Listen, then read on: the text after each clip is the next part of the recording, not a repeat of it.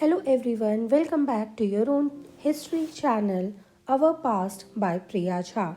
Well friends, today we are going to learn about a very important and interesting topic in the modern Indian history of India, that is Indian reform movements. Well friends, we are going to learn about general features of socio-religious reform movements that took place during the 19th century and early 20th century in the country. So let's get started. Well, friends, why were the reforms required? From where did the desire for reforms came? Well, why does any society needs reforms is a matter of great discussion because it depends upon its history. What were the conditions in the country during that time that inspired our reformists to take the steps which were against the government or against the public? Let's see. Well, friends, modern vision among some enlightened sections of the Indian society with the dawn of the 19th century. Well, the modern vision, which was impact of various factors like education and exposure of middle class Indians, middle class educated Indians, when they got to know about the conditions in their country and compared it with the conditions in other developed country, found that the country is not progressing, and such a big and vast country like India is ruled by a handful of British rulers. When they realized that this happened because of the weakness that was prevailing in the Indian system of that time. So the realization took place in the minds of the educated middle class Indians from various provinces or various places of the country, among which Bengal, then Bombay, then South, etc., played a very important role. This process of reawakening, defined as Renaissance, so we can say that reform movements, the socio religious cultural reform that took place in India, can be called as Renaissance in India, when the society progressed from medieval to modern times. Well, friends, Renaissance in the country, in our country, took place later than European countries and other parts of the world. So we were lagging behind. Why we were lagging behind? Let's see. Well, friends, factors responsible for the reforms. What were the factors which motivated reformists or which inspired the reform movements in the country? Well, the first reason was impact of British rule. The next was social conditions prevailed in the country like religious and social ills, then depressing position of women, and the caste problem in the country, then opposition to Western culture and new awareness among the enlightened Indians. So these were the factors. We will discuss these factors in detail in this video, so please be with me throughout the video. So friends, we can see that these factors were there in the country which gave rise to the reforms. They were responsible for the reforms. Let's discuss about the factors one by one. Well, Impact of British rule. How British rule impacted reforms in the country. Well, British rule presented the picture of a stagnant civilization and a static and decadent society. So, the Indian society was not progressing, it was static. There was no influence of science and technology in the country, and British rule presented the real view in front of the Indians. Now, religious and social ills. Well, the country was trapped in the religious and social ills. 19th century Indian society was full of religious superstitions and social obscurantism. Well, friends, what is obscurantism? When the facts are presented in front of the citizens or in front of the people as such, when the real things are hidden, the reality is hidden and the facts are presented the way the people who are presenting the things want them to be presented, is known as obscurantism. So the 19th century Indian society was full of religious superstitions and social obscurantism. The priests had an unhealthy influence on the minds of the people. It is said that there was nothing that religious ideology could not persuade people to do. So there was lack of logic.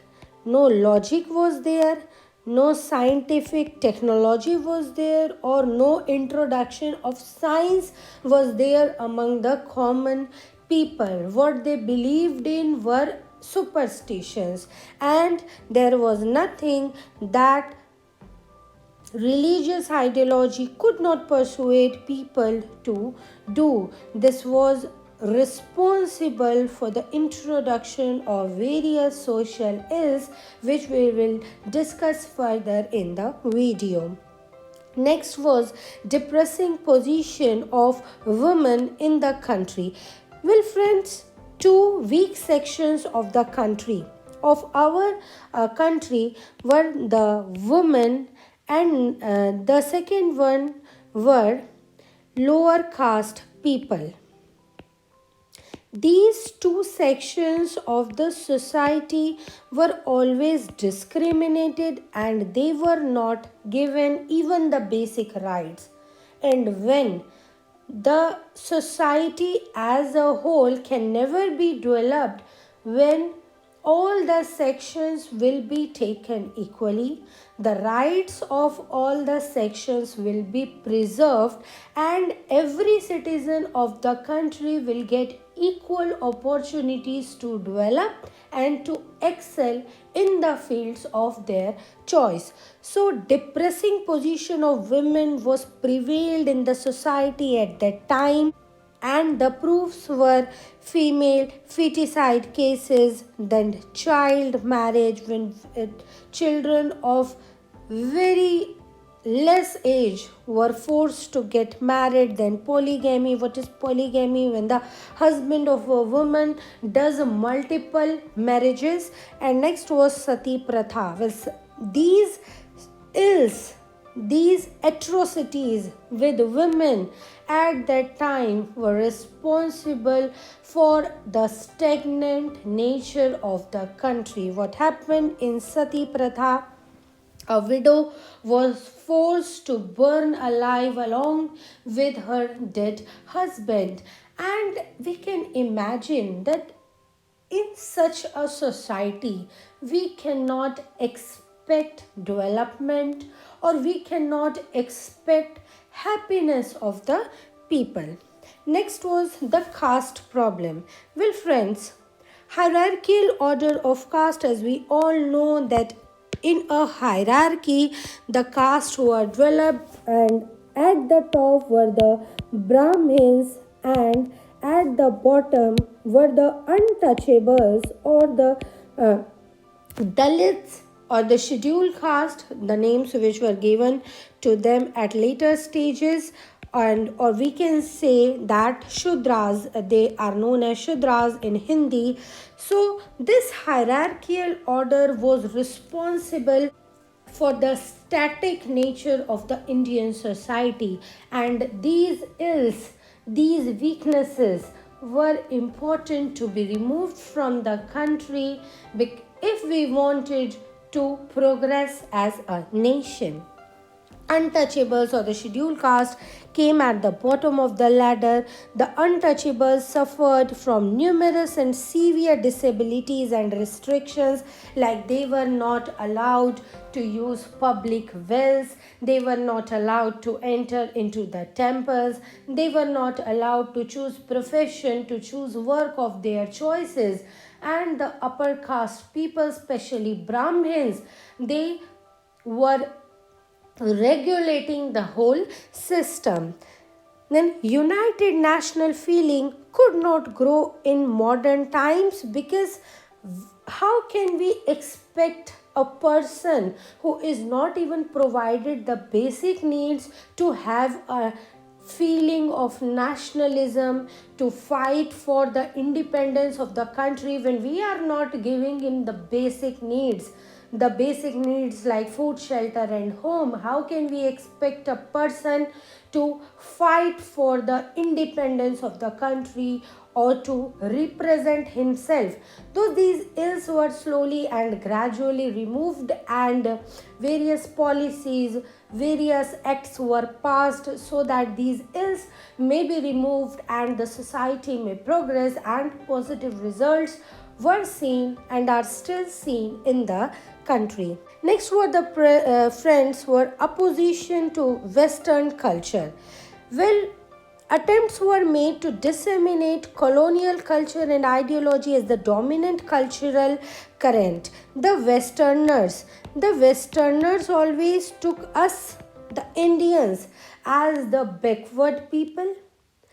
Of course, we were full of these discriminations within our country, but still, in ancient times, we all know that what was the progress our country was doing, what was the progress India was doing in ancient times.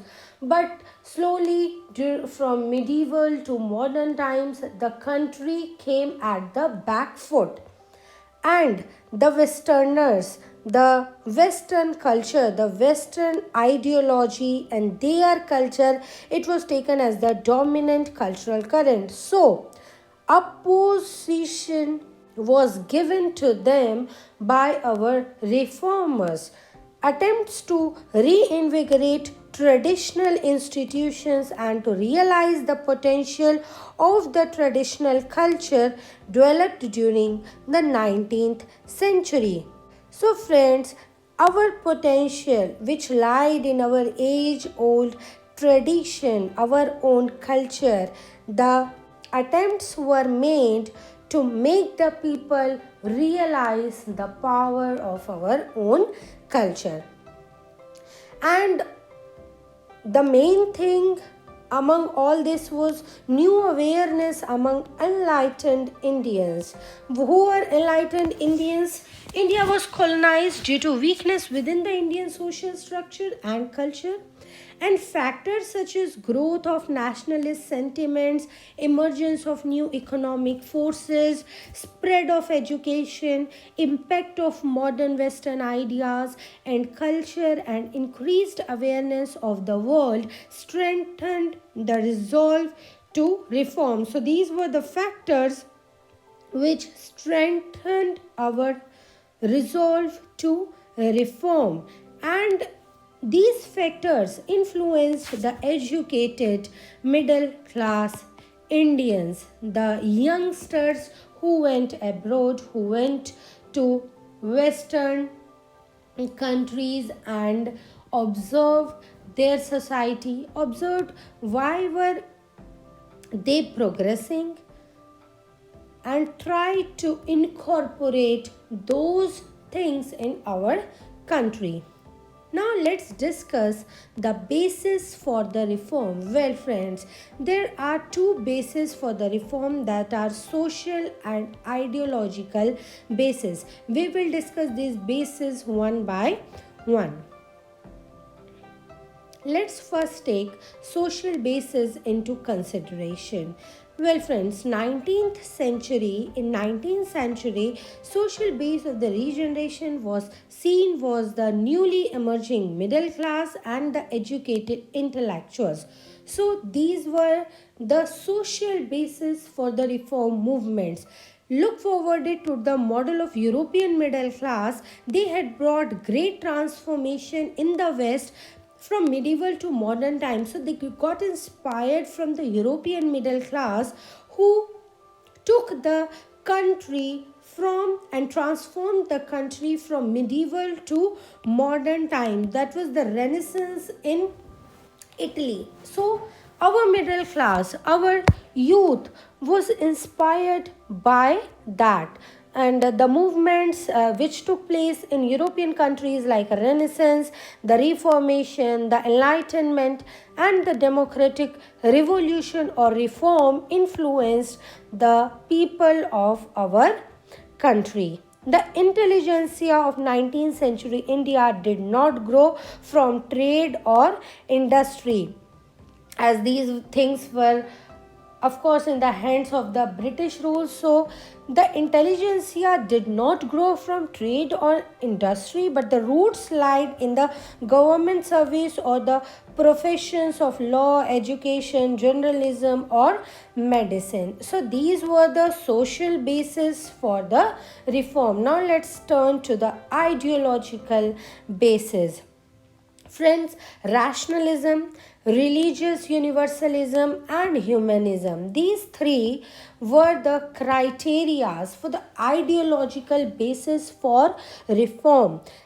Please remember these three things: rationalism, religious universalism, and humanism. These were given the utmost credit and were taken as the basis of the reform, excluding all the pre-existing things. Rationalism was brought to judge social relevance, and intellectuals evaluated the truth in any religion by the criteria of logic, reason, or science. So, how the religion has to work, or what things are present in the religion which are helpful for the growth of the citizens or taking the citizens in the back foot. These were observed by the intellectuals by the criteria of logic, reason, or science. Let's take names of the very famous reformists who did commendable job in the history of India. Raja Ram Mohan Roy considered different religions as national embodiments of universal theism. He defended monotheism of the Vedas and attacked polytheism of Hinduism. So he was not against any religion or not against any culture. What he did, he took positive aspects, positive points of each religion. Like he defended monotheism that were present during the Vedic time, the monotheism of the Vedas, but he attacked polytheism. What is polytheism? Polytheism is, friends, worshipping many gods. So he attacked polytheism of Hinduism. Humanitarian morality was the ideological base. Moral values, it was taken that moral values are ultimately those values which favor human progress.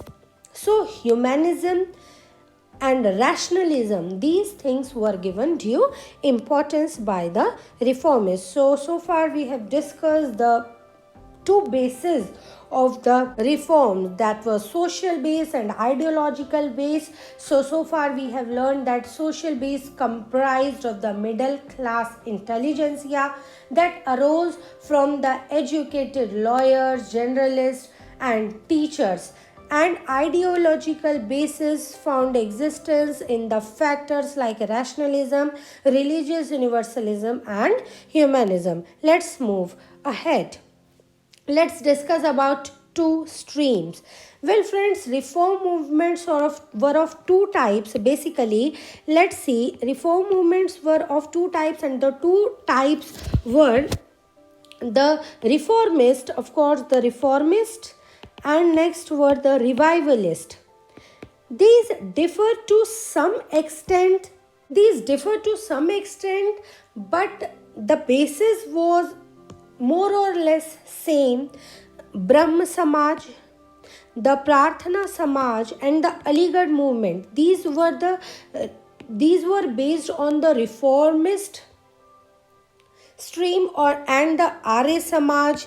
Then Deoband movement. These were based on the revivalist theme of the movement, and the only difference lied in the degree to which it relied on tradition or on reason and conscience. So the difference only lied in the degree. More or less these were same. Now friends, let's discuss about some reform organizations. Well, friends, in the beginning, organizations such as the Social Conference, Servants of India Society, and the Christian missionaries were instrumental.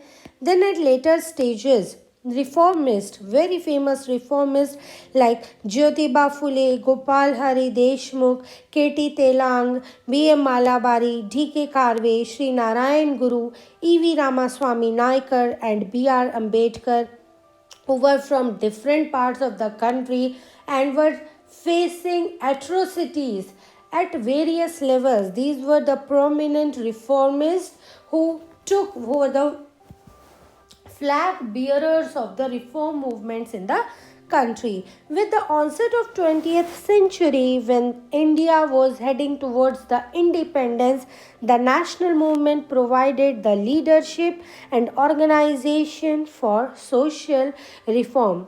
So, friends, there were two social reform components which worked for the betterment of position of women, and next was against caste-based exploitation. So social reform movements worked on the improvement of the status of these two sections of the society. First were the women, and second were the people from lower caste. Let's discuss about them one by one.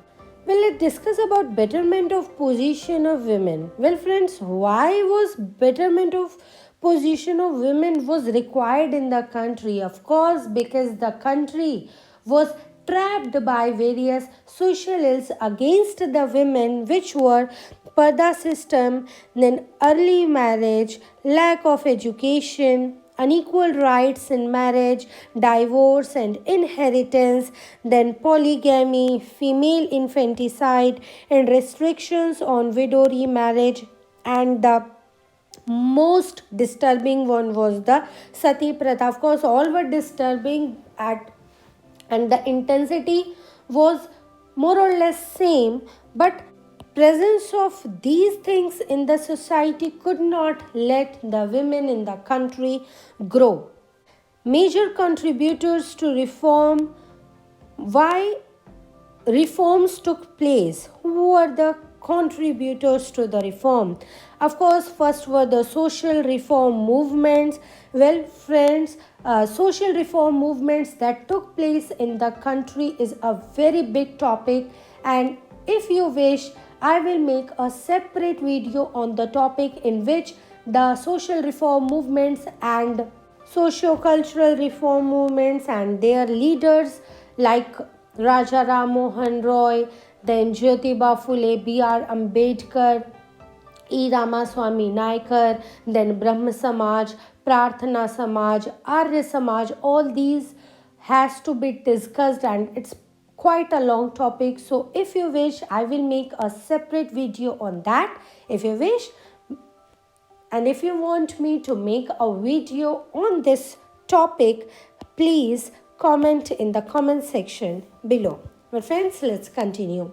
So, major contributors to reforms were social reform movements, of course. The next were the freedom struggle, where we can see the contribution of women and all sections of the society. And next were movements led by the enlightened women, of course, like Sarojini Naidu. Then Sarojini Naidu was part of Indian National Congress and led the government in the country at various stages. Then enlightened women, which we are going to discuss in this video further, were contributors to reforms that took place in the country. And the last but not the least was Free India's Constitution, in which various policies, various principles, various amendments were done to make these sections of the society get their basic rights at least. Then, friends, what were the administrative measures adopted by the government to improve the condition of women? Well, due to the constant steps taken by the reformers, the government was forced to take administrative measures in order to improve the condition of women. Let's check them. Against the Sati Pratha, that is abolition of Sati, Raja Ram Mohan Roy, of course, worked greatly in this field. He is a great personality who worked for the upliftment of that section of the society which was trapped under the worst system of that times. So practice of sati was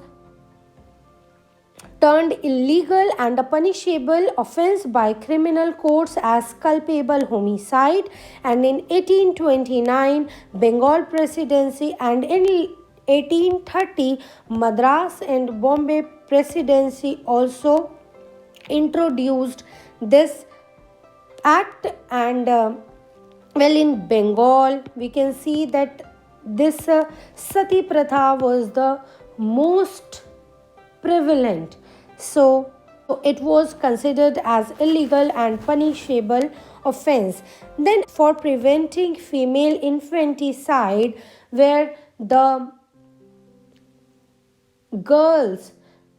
females were killed even before birth, against this practice many steps were taken, like Bengal Regulations of 1795 and 1804 declared infanticide illegal and equivalent to murder. Female Infanticide Prevention Act of 1870, please remember this, Female Infanticide Prevention Act of 1870 made compulsory for the parents to register the birth of all babies. Next was widow remarriage.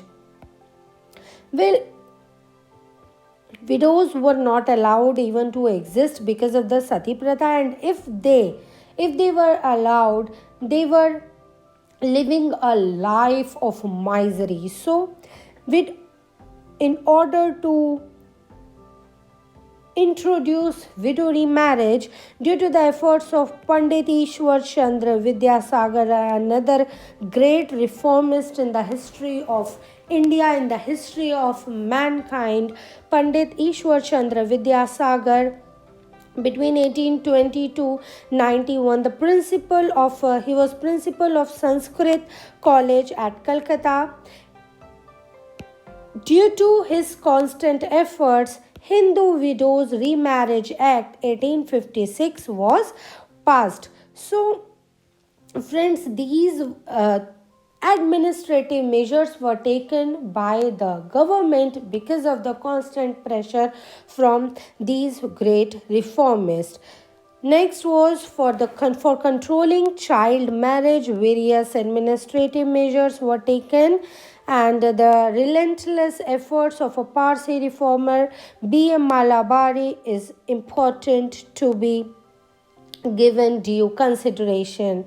He was rewarded by the enactment of the Age of Consent Act 1891, which forbade the marriage of girls below the age of 12, and next was the Sarda Act in 1930, which further pushed up the marriage age to 18 and 14 for boys and girls respectively.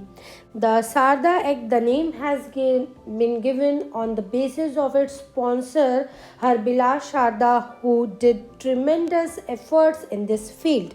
Then friends, in Free India, the Child Marriage Restraint Amendment Act, which was passed in the year 1978, it raised the age of marriage for girls from 14 to 18 years and for boys from 18 to 21.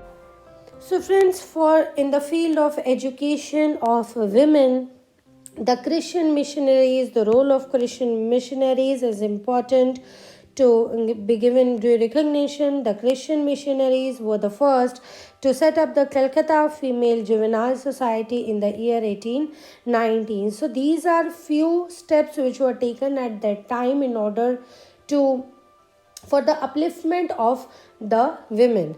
And then Bethune School, which was founded by J.E.D. Bethune, was president of the Council of Education in Calcutta in the year 1849, was the first fruit of the powerful movement for women's education that arose in the 1840s and 1850s. Then Pandit Ishwar Chandra Vidyasagar, as we all know, was associated with no less than 35 girls' school in Bengal. So his efforts are of great inspiration for people like us today who did extraordinary jobs against the situations of that times. The Indian Women's University, set up by Professor D.K. Karve in the year 1916, was one of the outstanding institutions imparting education to women. In the same year, Lady Hardinge Medical College was also opened in Delhi. So it was opened in the year 1916. Then different hospitals got opened in the year 1880s. Sarojini Naidu was president of the INC in the year 1925, and later on who was the governor of the United Provinces from 1947 to 49 is an example that the participation of women was due to these efforts. Participation of women and representation of women at such posts, being the head of the national organization like Indian National Congress in the year 1925, is an example that the condition of women improved and participation of women in the national struggle, in the freedom struggle could be seen. Women slowly and gradually were participating in the national movements. They were coming out of their comfort zones, out of their homes, and even they fought, they got attacked by bullets, they were present in mass protest. So these changes took place slowly, and the difference, the bar of difference came to be decreasing. Next, let's discuss about the women's organizations which were established by the women. Well, in the year 1910, Sarla Devi Chaudhrani, she established Bharat Stri Mahamandal in Allahabad. Then in the year 1904, Ramabai Ranade was wife of Govind Ranade. She established Ladies Social Conference, that is a Bharat Mahila Parishad in Bombay. In the year 1925, Meherbai Tata, she is also a prominent woman in this field.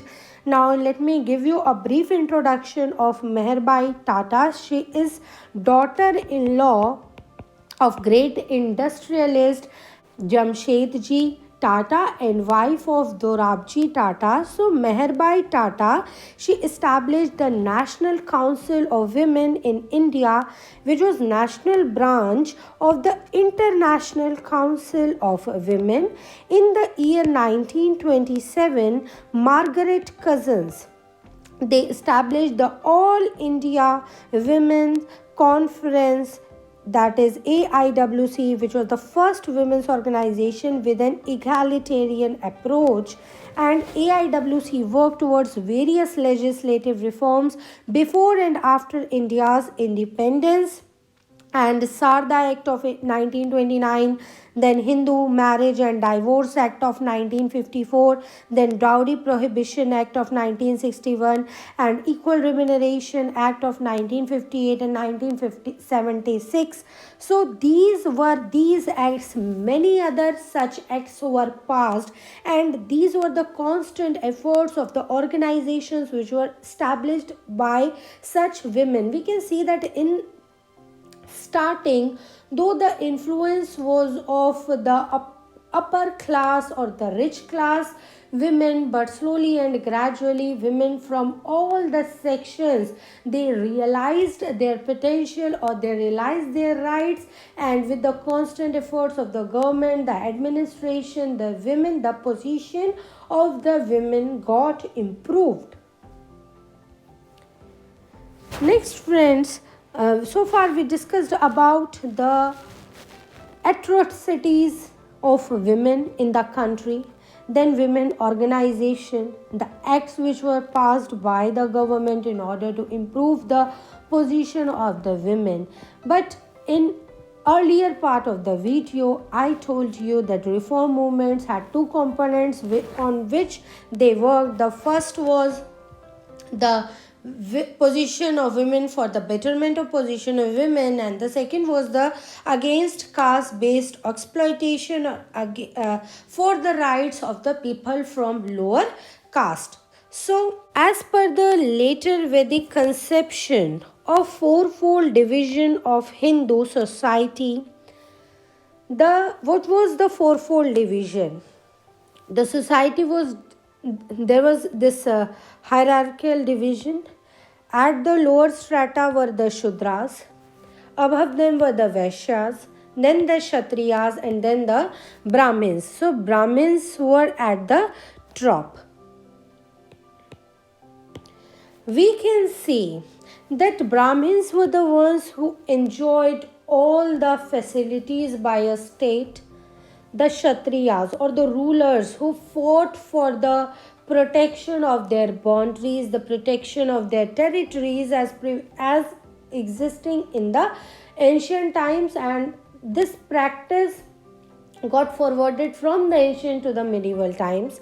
Next were the Vaishyas, or the business class, which included all the people who were involved in the activities like trade, commerce, then artisans, shopkeepers. So these fall under the category of the Vaishyas, and at the lower strata were the Shudras. Were the Shudras who were said that they are born or they have taken birth to take care of these three above stratas of this order. But what happened? This fourfold division of Hindu society, it's subdivided into numerous subdivisions. Why it happened? Due to the geographical expansion and due to several British policies, the people started moving from their native places in search of work or in order to earn. Due to this expansion, due to the work done by them, or due to the activity they choose for the living, the profession they choose for living, all these factors were responsible for the numerous subdivision. And caste determined various things like the rights or the duties that are given to a person in the society. For example, a person in the society has to do has to choose what profession, will be provided what facilities, will he or she be allowed to use public properties like water sources, or will be allowed to enter into the temple, or will be allowed to take traditional education. All these things were determined by the caste a person secured. So can we again expect a nation to develop with such a system present in the country, for such a vast country like India? Never.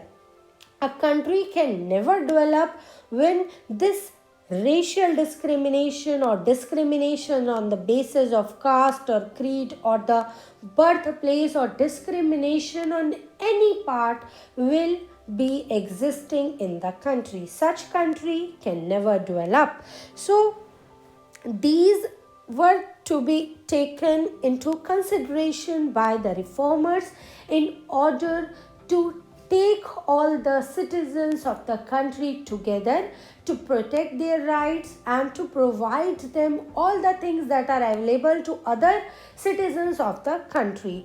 And then only we can expect a country to develop, to expect a country to come in competition with other developed countries of the world.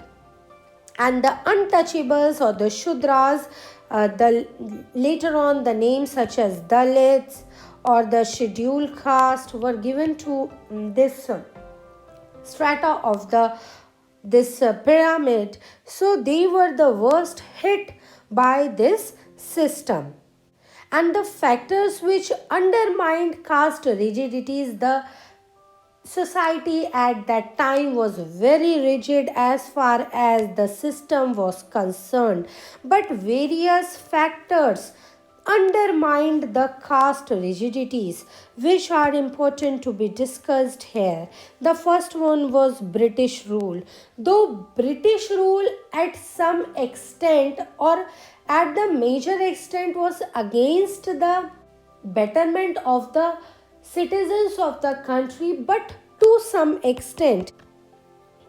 And the next were the social reform movements, of course, because they worked in order to remove these caste-based discrimination. The next was the national movement, where the participation of people from all the parts of the society or all the sections of the society was required. Then Gandhi's campaign in 1932, when he established All India Harijan Sangh, it helped to some extent in developing a feeling of togetherness and in developing a feeling of equality among the countrymen. Then the next was the better education and employment. So education, of course, education is a weapon in the hands of a person with which the person can change the world. These are the words by Nelson Mandela. When they were provided with opportunities of education and employment, it helped them to get themselves secure financially, to raise the standards of their living, and to enjoy the facilities that are available or that are provided to other people of other caste. So these factors are also important factors which undermine the caste rigidities present in the country. The next was the Bahishkrit Hitkarni Sabha in the year 1924, which was established by B.R. Ambedkar. Well, friends, B.R. Ambedkar, he is such an educated, a noble and talented man in the country, born in this country, but he faced the atrocities, or he faced the caste discrimination by the upper caste people throughout his life.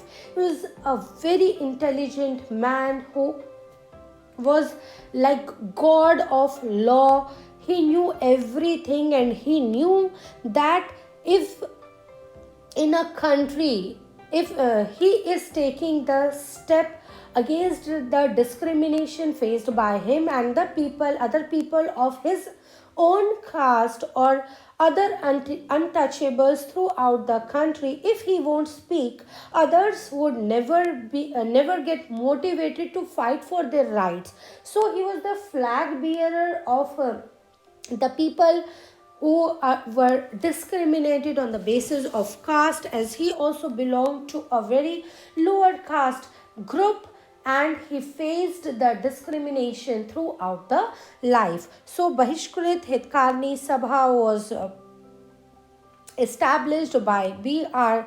Ambedkar. Then the last was Constitution of India, the acts, the principles and the amendments, all which were introduced by the Constitution of India. It said the Constitution of India always believes in equality and secularism. So all the people are equal here. All the people in the country are equal, and the country, the law or the constitution of the country never discriminates on the people on the basis of their caste, creed, sex or the place of work or their race. So friends, in one of the directive principles, the Constitution has laid down that it's important to discuss here that the state shall strive to promote the welfare of the people by securing and protecting as effectively as it may a social order in which justice on the basis of social, economic and political criteria shall inform all the institutions of the national life. So the constitution of our country never discriminates the people on the basis of anything. Everybody is equal before law or before the government. And if even in these days, if we find that any person in the country is being discriminated on these bases, we must raise our voice against the discrimination or against any social evil. Because if we won't raise our voice, if we would also act like a person who is not affected by all these things, then who is going to change the country? If our earlier reformers, the great personalities like Raja Ram Mohan Rai, Ishwar Chandra Vidyasagar, Jyotiba Phule would also have thought like most of the people in these times that nothing matters to them, then the country we might have never come to this time when most of the people are enjoying in the country are enjoying their rights. So we must raise our voice against the odds or against any form of discrimination. So friends, the video ends here. If you liked the video, please give it a big thumbs up. Comment upon this video. Please give your views. What if you want to add any point, if you want any improvement in the way I come up with a video here, or if you want a video to be made on any history topic, any Indian history topic, please write in the description box below. Share the video with your friends and family and subscribe.